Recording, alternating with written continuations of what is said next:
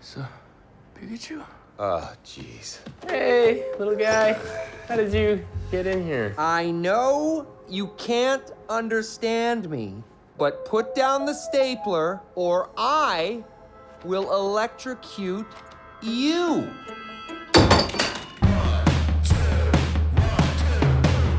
Welcome to Extra Butter! Pika Pika, Pika Pika Pika, Pika Pika. And pretty much says it all. Ryan Reynolds may have more to add. He's our guest on Extra Butter. Shakespeare in Love meets The Hobbit. Tolkien takes you behind the scenes of the legendary writer. And if wine tasting for you is pretty much licking your lips after you guzzle, Wine Country is the movie for you. Netflix has it. Amy Poehler, Tina Fey, pretty much the entire 2003 All-Star SNL lineup coming to Netflix in this original. We'll be talking about that and more on this edition of Extra Butter. It's me hanging out with my friends like Kelly, who brought popcorn, and it's Maria Gloria, who brought whatever she brought. Hey, look, it's Steph Sanders. You can join in the chant too. Just follow us on Facebook, Extra Butter TV, Instagram, it's Extra Butter, and also on YouTube in case you missed stuff that we say right here. Hey guys! Hey! Hey, welcome to the show. Meet the players, the world famous Steph Sanders. Ladies and gentlemen, where do we find you? Steph Sanders. I am Steph Sanders on everything. Grown man head, 12-year-old body. That's what it is. Travel blogger, innuendoer, it's Kelly Savannah Deaton. You can find me at Kelly Savannah Deaton. I'm easy. YouTube makeup, etc. extraordinaire, it's Maria Gloria Maria. Hi, you can find me at Maria Gloria. And I'm at TV Marcus Allen. Thanks for hanging out with us. Also, if you miss anything we say, you can catch our baby YouTube channel, Extra Butter, or of course, Extra Butter TV on Facebook. Help it grow. Help it grow. You know what else you can help grow? Marvel, Avengers, Endgame. Yeah. It is hurt. I think they need some help. Exactly. They definitely need some help. I guess making, what, billions upon billions of dollars wasn't enough. Yeah. They definitely could have done better, you guys. Yeah. They crossed two in almost record time, getting up there with Titanic and Avatar. And then, of course, just a few days ago, the Spider-Man kind of in-game spoiler happened in YouTube form. Take a look at the trailer. I don't think Tony would have done what he did if he didn't know that you were going to be here after he was gone. There's got to be someone else you can use. What about Thor? Off-world. Captain Marvel? Unavailable. But I'm just a friendly neighborhood Spider-Man.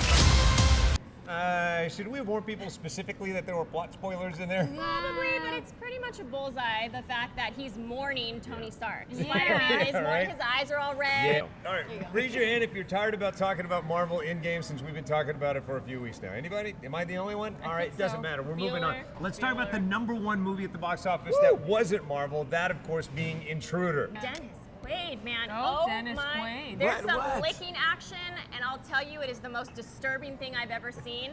And I'm usually okay with licking action, so let me just put it that way. He is the creepiest you'll ever see him. All right. Speaking of licking action, that's a horrible segue. We'll get that out of there. She is one of the nation's leading entertainment film critics and reviewers. She is Emmy Award winning. She is Tara Hitchcock, ladies and gentlemen.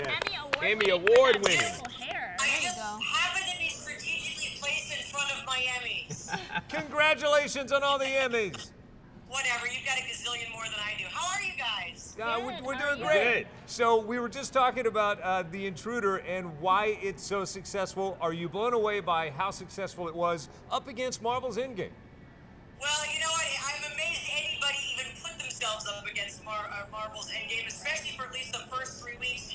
You know, so yeah, I am a little surprised. Not surprised, however, given the fact that Dennis Quaid turns in kind of a Kathy Bates-style creepy performance. Oh my gosh. Any standout moments? Well, I don't know. I guess you don't have your villain licking other people in the film. That was pretty creepy. Yeah, that keeps going around. I think that's what sealed the deal.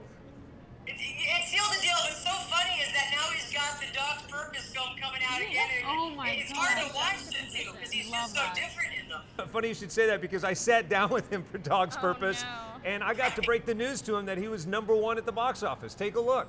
Woo! I'd be remiss if I didn't bring this up. Deon Taylor is one of my top 5 best friends on the planet. Oh, really? You got something to celebrate? God, he's the greatest. You're celebrating being one of the kindest people on the big screen opening right now, and at the same time, one of the greatest monsters ever made. How does that feel? Oh, that was a lot of fun. Really, Deon's monster? such I gotta see this he's movie. a great director, and we just had so much fun doing it. I mean, the more evil we got on that, the more we just howled with laughter. to tell you the truth. Yeah. And albeit with the exception of superheroes, you're #1 at the box office right now. Wow. Am I? Yeah. No kidding. You're crushing it. Hey, congrats. All right, that's the first news I've heard of that. So Tara, in closing, rent it, skip it, or buy it? No, rent it for sure. You don't skip it. It's enjoyable. Again, everybody's still on an endgame high, but it's worth. I think Megan and Michael are great, but I think Dennis Quaid. It's worth it to go see him be so creepy. There you go. And where do we get in touch with you? At Tara on TV on Instagram and Facebook, and at Tara TV1 on Twitter. Got it. And if we want to send you snail mail and we put it in an envelope, how do we seal that envelope? You lick it. Hey! Thanks, Tara Scott. Thank you. We love that. Way to bring the licking comment all the way full circle, Mark. Way to be creepy. Let's see if we can bring that up into any interview. I'm glad you said it, and we did. With the exception of the kids' movie Pikachu. Which, by the way, coming up next, we talk with the stars of Pikachu. This one, Maria sits down with the lovely and talented Ryan Reynolds, and then some next. Welcome back. It is Extra Butter. I know what you're clapping about because we're about to talk about Pikachu. Why do you love this movie so much? Because it's so good, Mark. It's one of those movies that, like, it really, growing up and watching the Pokemon universe, the way they melt, like, human world and the Pokemon world in this perfect little concoction, it's incredible. It makes you want to walk out and just have, like, your little Pokemon with you at all times. Here's what surprised me. I thought it was going to be a movie just for kids or just for people who fall into the Pokemon craze. And it throws a broad net. It's got mass appeal. That's what impressed me. I love movies that I was like, it's not going to have a good plot. This actually has a fantastic plot. And I was enthralled in the movie, like, I'm not going to the restroom, I'm watching this. Yeah, it's a good movie. Even if you take out the Pikachu aspect, it's still a solid movie. So then adding Pikachu in it, it's just a really good movie. Fantastic. I was laughing. Well, you start with the ultimate charismatic being. All right, so sum him up in a word. Ryan Reynolds. A word. Electric. Ryan Reynolds. Boyfriend. Ryan Reynolds. Husband. Oh, see? She went up to you right there. Nah, because the side piece gets the most action. Everybody knows that. I think he's currently married. Another child on the way. But what are you thinking about when you sit down with this guy? Oh, charisma. Yeah? Charisma. Just Charming. so much charisma, charming, witty, really funny, and such a great, humble guy, just happy to be there to talk about the movie. Very present. What did you guys talk about? We talked about how he loved being stuffed into a little yellow dude. Interesting. Yep. By that you mean? Literally his words. Just watch. What was your favorite part of making this film? My favorite part was, I love motion capture work, so like, I think one of the most interesting things that happened was they putting my face into Pikachu. Yeah. Which, 5 years ago was kind of a cool technology, but now it's like so sophisticated that they're getting micro facial expressions. So for me, the first time I saw it fully mapped onto Pikachu was actually disturbing because it felt like my soul had been kind of pulled out of my body and shoved into this little tiny yellow guy. It was super weird, and then I slowly kind of got over it. But my daughter just thought it was the coolest thing in the world. Oh, yeah. She just saw her dad in this little dad. guy. Yeah, it was really, really wild. Yeah, my daughter, when she first started, she was like, "Mommy, that's not Pikachu, that's Deadpool." And I was like, okay. Honestly, like... How does she know who Deadpool is? Because she's my daughter. Wow. Yeah, I'm doing great. Great. I'm doing a great job as a mom. Amazing. So your daughter, huge Pikachu fan. Huge. Like beyond, like you right? have no idea. It's her world. This was the only movie that she sat through the whole thing. Didn't ask her popcorn, didn't ask her snacks. Really? She didn't have to go to the bathroom. Literally just sat down and watched the entire film. The entire film. Has she seen your interview yet? Is she freaking out? Oh my God, yeah. You're the coolest mom ever, I right? know, You're yeah, the coolest sure. mom ever. She was like, "Mommy, you interviewed Pikachu and Deadpool," and I was like, "That's my kid." Yeah. Credibility for at least 2 years. So you sat down with Ryan. You sat down with who else? Justice, who Jurassic Park. Yes. Jurassic World. Right. And Catherine, who played Lucy. What'd you guys talk about? Oh, we talked about having romances with our Pokemon. Yeah, it was pretty great. Let's see. Was it fun? Yeah, it was a lot of fun. Yeah. I mean, I'm such a huge Pokemon fan too. Yeah. So to be a part of something that's like my job, but also my childhood mixed together, like that's really cool. That's I think what everybody wants. That's the goal. Other than Pikachu, though, who do you think would you want to be like your Pokemon? I really like Totodile from Generation 2. He was a starter Pokemon in Pokemon Gold. Yeah. And he's like a water Pokemon, water dragon type. Do you feel like Psyduck was your true Oh my God. Your yeah. true match? Really? Oh, I had no idea like how much of a connection we were gonna have on set. You know? He's just such a good actor. It was magical. Honestly, everybody's talking about Justice and Ryan, and I'm like, no. You're like, no, The real Psyduck. Yeah. No, I love Psyduck. Now I really love Psyduck. My favorite Pokemon was a Furfrou because it's a poodle Pokemon, and I'm a poodle. Like mine is Eevee. Eevee is amazing. We love Eevee. Yeah, it evolves into everything. Everything. Everybody was like, but she just evolves. I'm like, yeah, but she's into dope at everything. It. Yeah.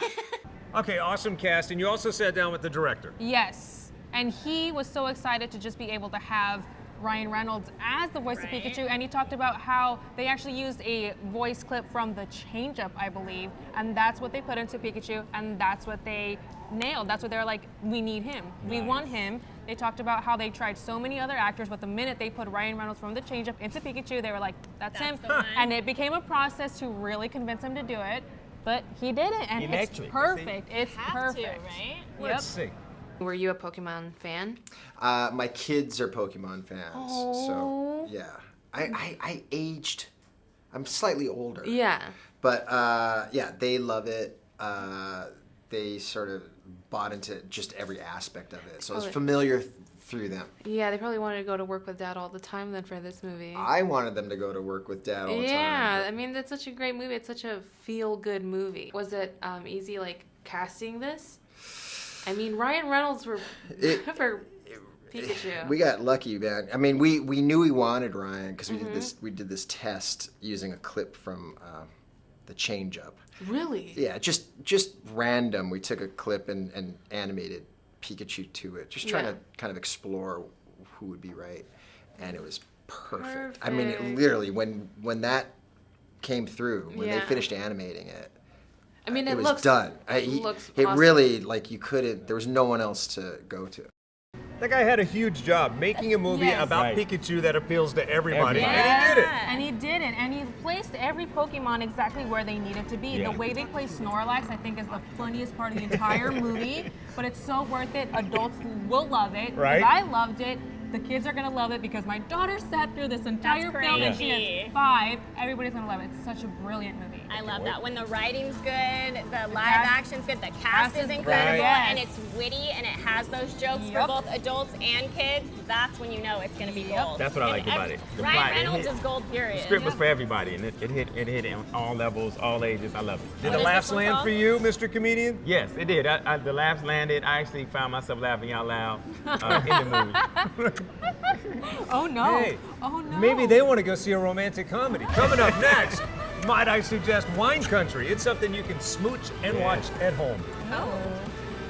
Hey, welcome back. It is Extra Butter, where we talk about all things movies. Traditionally, we talk about what you can watch in the comfort of one of these cozy theaters. However, now it's time for Netflix to tell you what you can enjoy at home. Netflix and chill. Netflix and chill. I know. This is a great setup for Netflix and chill, actually. Wine Country. Yeah. It has the greatest cast I think I've ever seen. All female comedians. You cannot beat Funny that female cast. comedians. They're not. They don't just have the title comedian. I mean, they are riots. Each and every one of them has a breakout scene in this movie. The whole movie is a breakout scene. It's pretty much the 2003 All-Star Female SNL cast. There you go. Yeah, exactly. It is. When they were funny too. Yeah. When they were They're still funny. Yes. They brought it back in Shots this film. fired. Okay, they brought it back in this film. All right, so daunting task. So you have all these ladies. They group them in 3. You go to Napa Valley. Were you drinking when you did these interviews? Yes. No.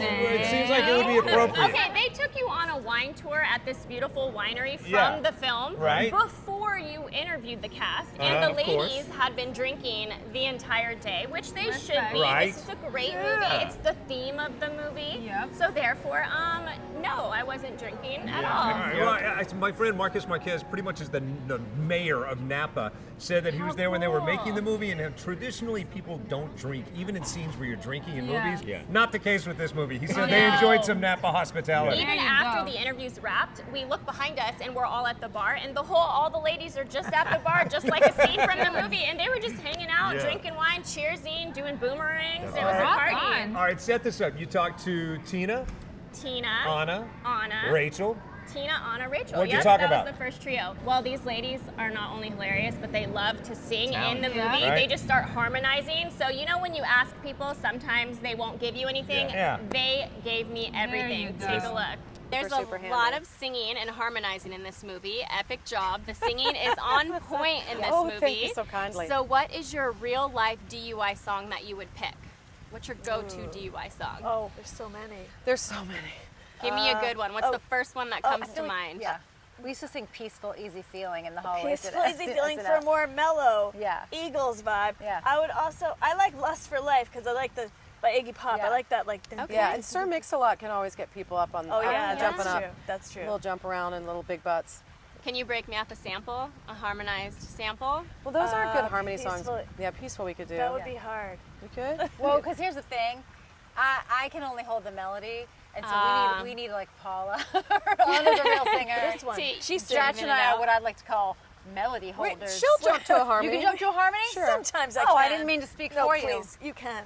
Everybody can sing in this group, and everybody likes to sing. And it's really hard to pick a song because that run that Emily. I got a peaceful, easy feeling. Now you won't let me down. Beautiful. The other ladies in the movie are Amy Poehler, Yeah. which this is her first directorial. Fantastic.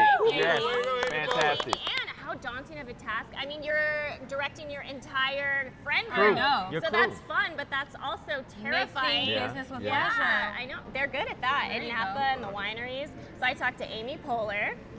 Maya Rudolph, who Yeah. I love her I in love her. everything, Sure. since Bridesmaid, just Yes. everything. Yeah, yeah, She's yeah. amazing. And Paula Pell, who is a very understated character, but she has some great lines Yeah, I in there. agree. If you don't know Paula Pell, you'll know her from this interview. Take a look. And we all know that you all seem like you can have a damn good time. So was yes. this Yeah, movie, for sure. was this movie created from real life Yes, the movie. events? The idea for the movie came from a real trip that we took to wine country to celebrate Rachel Dratch's 50th birthday.